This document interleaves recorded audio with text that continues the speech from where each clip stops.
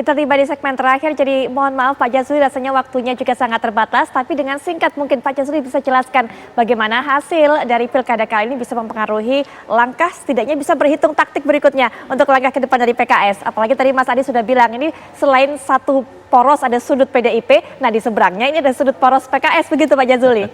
Iya.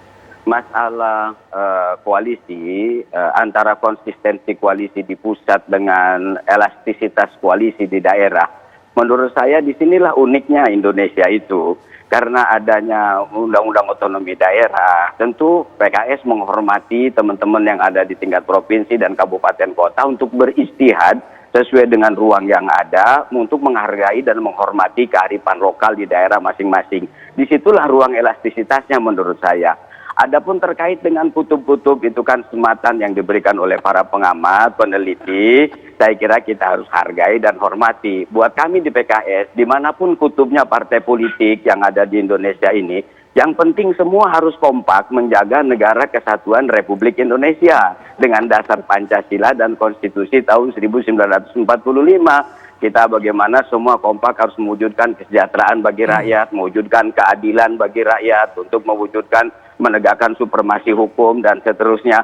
Jadi itu yang paling penting. Kutub-kutub ini kan kutub-kutub yang ijtihad politik. Yang paling penting bagaimana negara ini bisa kokoh berdiri seperti yang dicita-citakan oleh para pendirinya.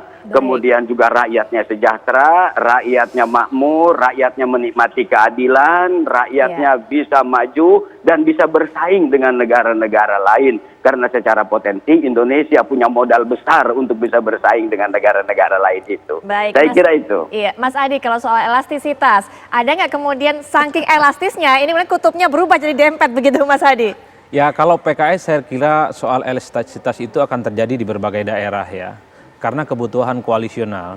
Tapi untuk pusat saya kira kalau ada yang bilang politik itu serba mungkin, saya kira tidak berlaku bagi PKS. Dulu kita membayangkan Gerindra itu tidak mungkin berkoalisi dengan Jokowi, dengan PDIP di pemerintahan. Ya kan? Saya membayangkan PKS sampai kapanpun, kalau yang menang ini adalah PDIP, sepertinya PKS selalu ingin menjaga jarak. Itu yang saya sebut sebagai kutub yang agak sulit untuk dipertemukan. Kita cek habis Pilpres, Gerindra, Demokrat, PAN, itu rajin bersilaturahmi ke Istana Negara misalnya. Meski sebatas untuk membangun silaturahmi dan jembatan politik pengertian, tapi kita belum pernah melihat PKS datang ke sana. Ini yang saya sebut bahwa ada psychological barrier, ada jarak psikologis yang kemudian sulit untuk mempertemukan. Ini sangat terkait dengan dua ideologi partai ini yang memang cukup di kanan dan cukup ke kiri. Yang Islam, yang satunya lagi kemudian nasionalis.